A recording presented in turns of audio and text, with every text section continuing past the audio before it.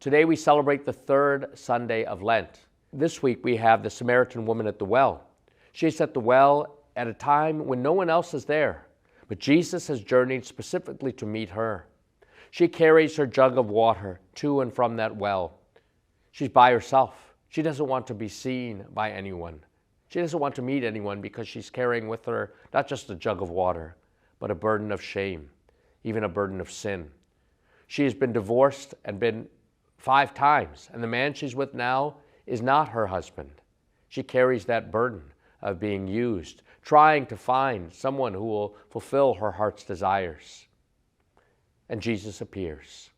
He is the 7th man in her life. 7 is a covenantal number for the Jews, a perfect number. Jesus is the one who will fulfill her heart's desires, not in the carnal sense, but she is longing for something. She doesn't want to speak to Jesus because he is a Jew and she is a Samaritan. She tries to deflect when Jesus begins to engage her in dialogue. But this is Jesus' method. He approaches us, even in our weakness. He engages us in dialogue. He speaks to us. He listens to us. We try to deflect, to hide our weakness, our sinfulness. He cuts right to the heart. He promises her life-giving water. Little by little, she progresses in faith because he is present to her.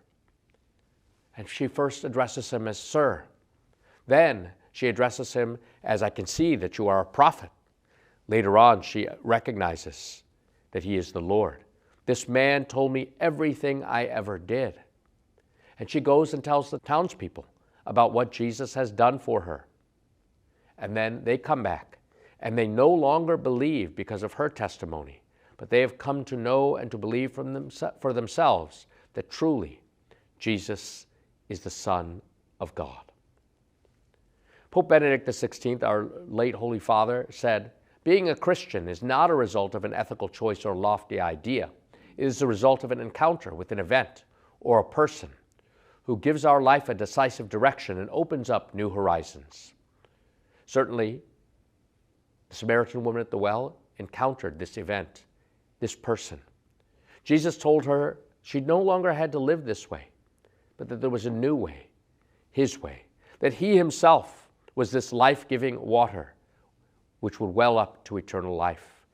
Jesus offers us new life through the waters of baptism and a new way of living, free from the burden of sin. We too have to engage Jesus ourselves in a type of dialogue. Ultimately, we have come to an encounter with the truth about who we are and about what he offers. And what he offers is always better.